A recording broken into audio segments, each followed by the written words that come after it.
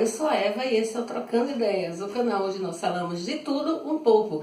É sua primeira vez por aqui? Seja muito bem-vindo. Você sempre está por aqui? Seja muito bem-vindo também. Ter vocês comigo é mais do que importante, é essencial para que eu continue motivada a buscar conhecimento não somente para si, mas principalmente para compartilhar com vocês. Porque afinal eu acho que conhecimento, crescimento é algo que deva ser compartilhado para que todos nós possamos evoluir, como eu já disse, como cidadãos e como pessoas.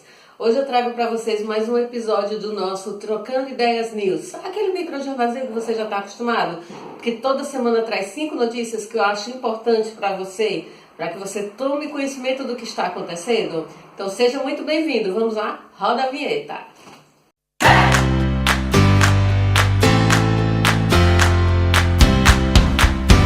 Primeira notícia, Vladimir Costa. Não sabe quem é Vladimir Costa? Esse senhorzinho aqui, ó. Esse carinha aqui, que nessa foto ele tá lá no impeachment de Dilma, jogando confetes, comemorando o fim da corrupção. Afinal, todo brasileiro é contra o fim da corrupção, né, não, gente? Inclusive o Vladimir. Essa segunda foto dele aqui é quando ele colocou nas redes sociais a tatuagem que ele fez de Temer. Então, não basta você ser idiota. Você tem que ter um selo de qualidade. E o selo de qualidade foi essa tatu que ele fez, né, para garantir para as pessoas que realmente ele é um idiota. E ele voltou às notícias agora, novamente, porque o TRE impugnou a sua campanha, o TRE do Pará. Por quê? Em 2017 ele havia sido condenado por abuso de poder financeiro e gastos ilícitos. Mas o que isso quer dizer? Que em 2014 ele fez caixa 2 e fez uma maracutaia em sua campanha eleitoral. Esse mesmo homem que jogou confete, que disse que era contra o fim da corrupção, foi corrupto para se eleger na eleição de 2014.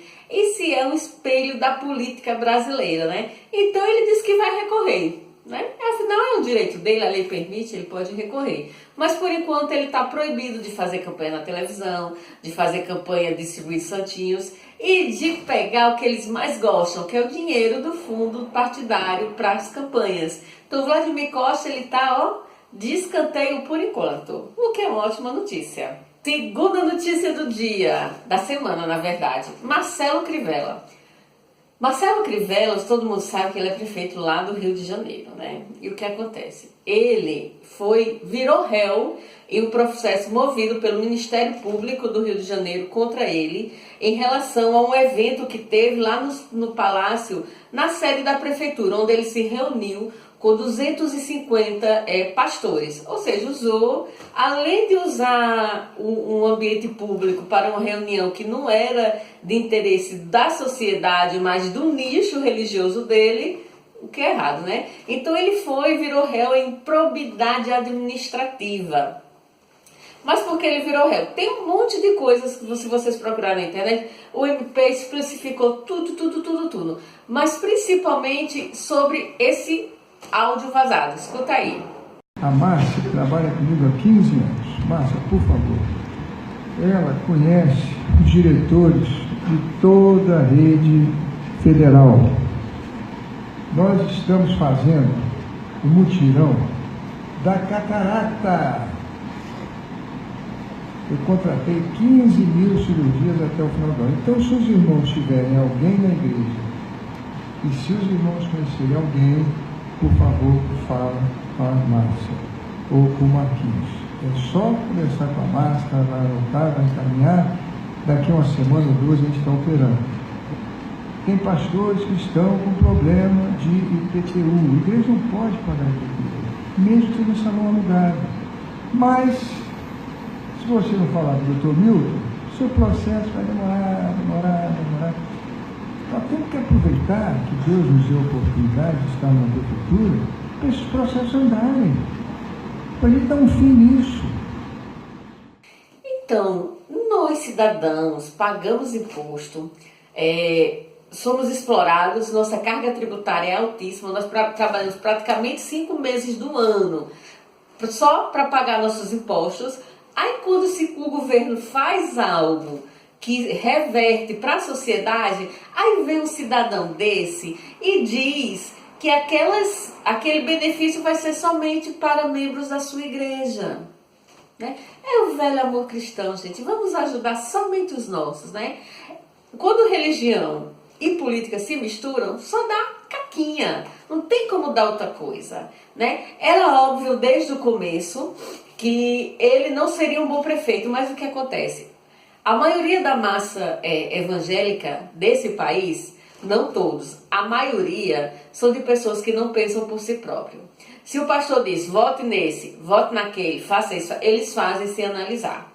E infelizmente eles foram a maioria e Crivella chegou ao poder para fazer uma barbaridade dessa contra a população do Rio de Janeiro, que já é uma população que sofre com tráfico de drogas, violência, falta de estrutura, um monte de coisa. Aí vem um prefeito que prioriza unicamente aqueles que fazem parte de sua religião. Então ele virou réu. Ele agora é réu, segundo o Ministério Público, né? O juiz acatou. E nesse mesmo vídeo vocês puderam ver que ele não somente fala da catarata, ele fala do IPTU que as igrejas pagam. Uma coisa absurda nesse país é que a igreja não paga imposto. É um absurdo, né? É uma empresa, porque para mim, religião virou empresa, virou negócio, e que não paga imposto, que é isento. Mas existem algumas igrejas, né? Algumas igrejas dele que funcionam em locais alugados que tem que pagar IPTU. Aí ele também tem um arrumadinho para isso, né? Resolve lá com fulano, que ele resolve isso, já que Deus nos colocou no poder pra gente tirar vantagem. É praticamente isso que ele quis dizer, né?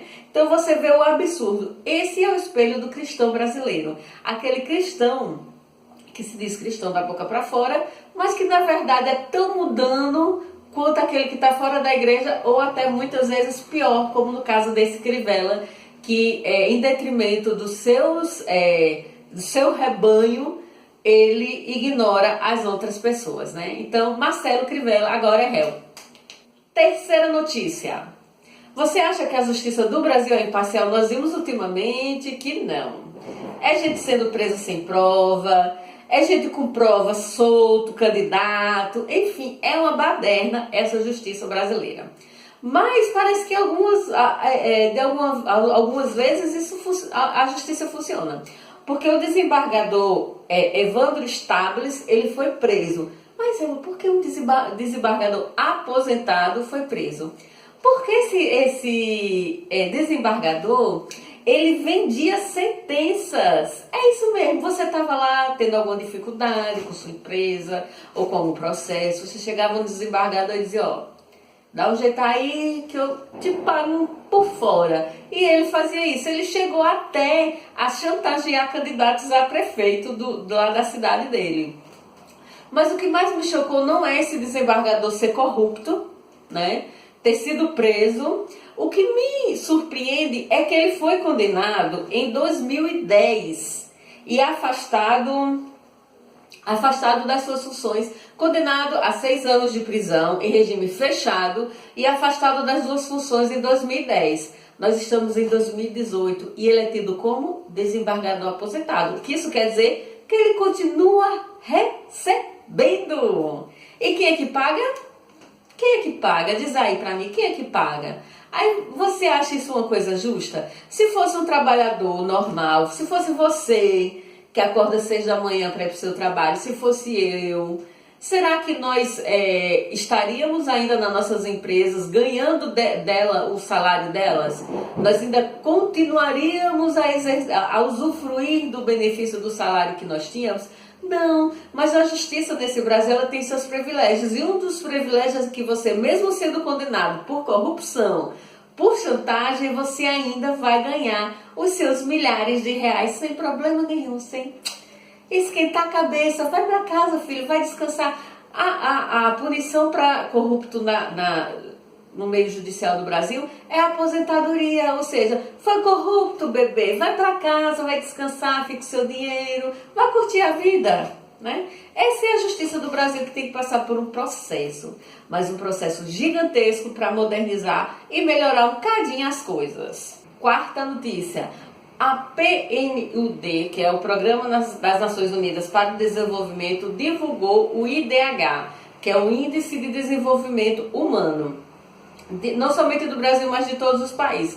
E o Brasil continua estagnado na posição de número 79. Parece que se agarrou ali, gente, e não quer sair mais. Tipo, é meu e ninguém pega, né? Mas para a mulher brasileira é ainda pior. Segundo o IDH, a renda de uma mulher brasileira ela é 42,7% menor que a dos homens. Mesmo ela tendo escolaridade maior e uma expectativa de vida maior também, ela continua recebendo menos que os homens. Mas vamos a alguns dados do IDH do Brasil em relação a homens e a mulheres. Vamos lá.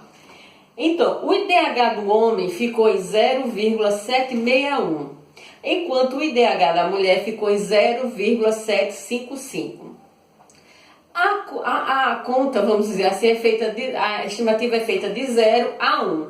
Quanto mais próximo de 1 você estiver, melhor é a sua qualidade de vida. Então, o homem está muito mais perto disso do que nós, as mulheres. Segundo ponto, estima-se que o homem no Brasil ele vive em torno de 72 anos. A mulher em torno de 79 anos. Os homens, eles estudam cerca de 7,7 anos, né, a partir do seu envolvimento, sua ingressão na escola, faculdade e tudo mais. É em torno de 7,7 anos. A mulher em torno de 8.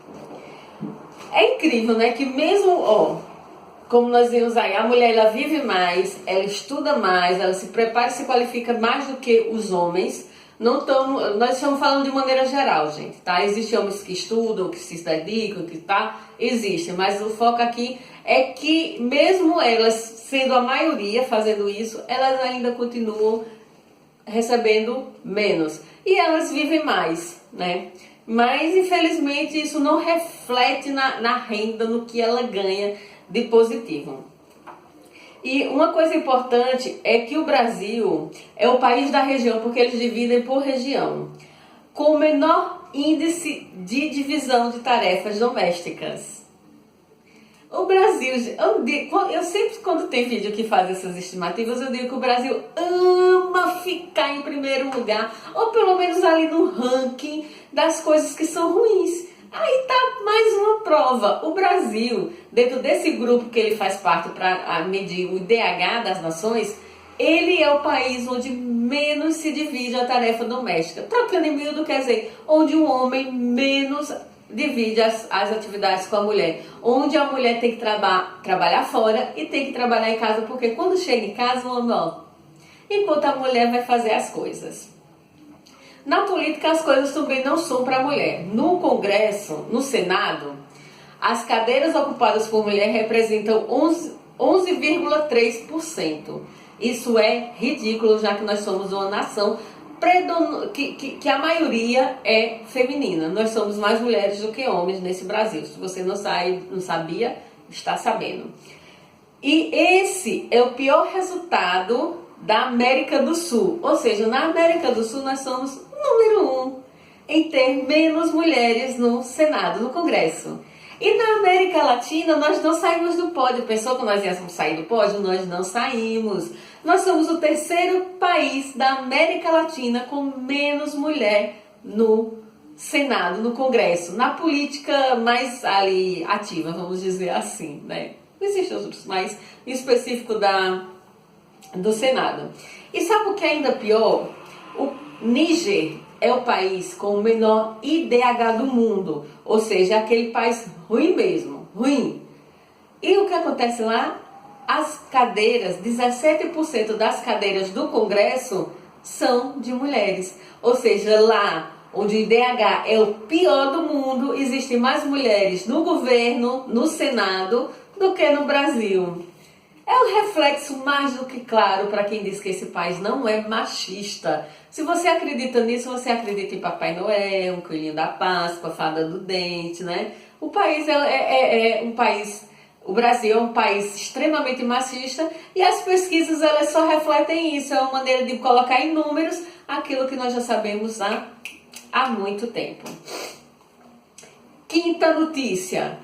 Em fevereiro, começou a intervenção militar no Rio de Janeiro, que se propunha a diminuir a violência na cidade.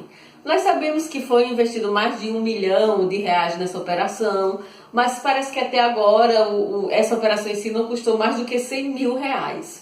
Mas é sobre isso que eu quero falar. Saiu a Segurança Pública, ela divulgou os dados de agosto de 2018 e teve quedas em alguns itens, mas teve um item que subiu, cresceu vergonhosamente. A Segurança Pública, ela disse que agora em agosto, a polícia, aquelas pessoas que foram mortas por policiais, né, que eram tidas antigamente como mortes por resistência, mortos em ação, alguma coisa assim, foram 75 pessoas. Trocando em miúdo, 75 pessoas que morreram por policiais. Policiais mataram. Não sei em que circunstâncias, né? Só estou passando a informação. Isso é um aumento de 150% em relação a agosto de 2017. E se nós formos mais para trás, nós vamos ver que é muito, mas muito maior do que os desses anos.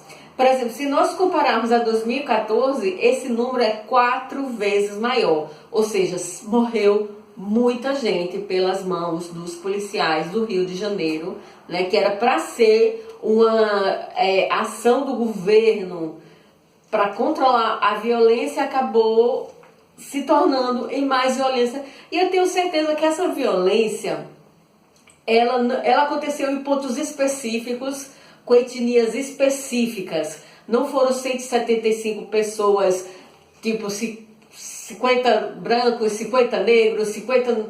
Não. Eu tenho quase que certeza absoluta, eu só não posso dizer porque eu não encontrei indícios, dados que corroboram o que eu vou dizer. Então, na minha opinião, eu acredito que a maioria sejam jovens, negros e da periferia, porque esse é o alvo, esse é o estereótipo do bandido brasileiro, né? Infelizmente. Essa intervenção ela termina agora em dezembro, graças, né? Cada um vai voltar para sua casa, os que foram lá prestar serviço, que voltem em paz e que permaneçam vivos para ficar com sua família no próximo ano.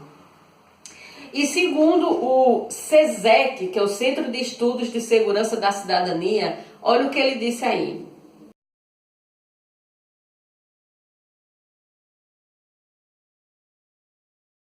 Aumentado sem controle, gente. Porque uma coisa é tipo, isso aumentar 5, 10, 15%, que já é um absurdo.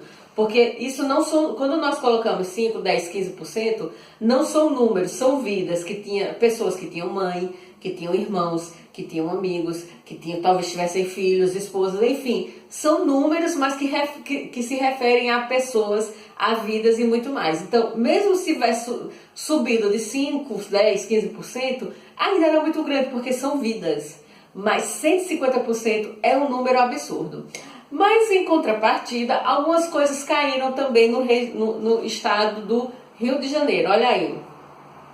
Na cidade do Rio, não lembro se é no estado ou na cidade, tá? Mas eu acho que é na cidade mesmo.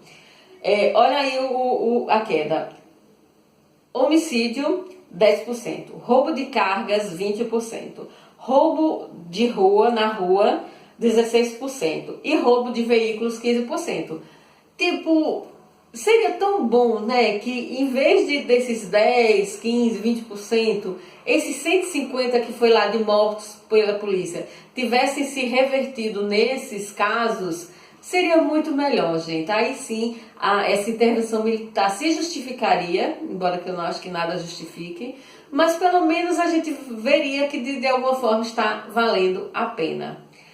Né? Vamos torcer para que o estado do Rio de Janeiro ele tenha um pouco mais de paz, mas com esse prefeito e essa intervenção militar parece que a vida deles vai continuar difícil por algum tempo.